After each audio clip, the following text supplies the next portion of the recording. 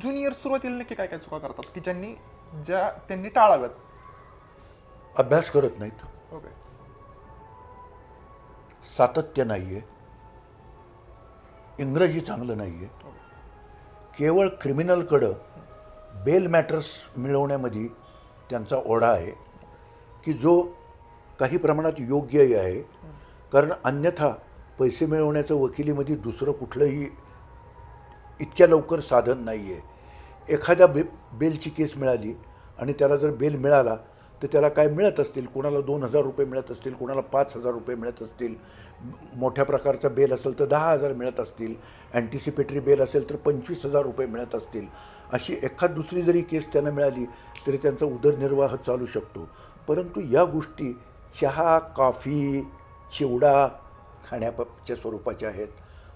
पोटभर अन्न जर तुमचं वकिलीतले जर म्हणायचं तर तुम्ही कस लावणाऱ्या केसेस चालवण्याकडे लक्ष दिलं पाहिजे आणि त्यातले त्यात सिव्हिलकडं तुमचा ओढा जास्त पाहिजे की ज्या ठिकाणी तुम्हाला खूप मोठा अभ्यास करावा लागतो आणि तिथं तुमचा कस लागतो. संपूर्ण व्हिडिओ पाहण्यासाठी आमच्या यूट्यूब चॅनलला भेट द्या.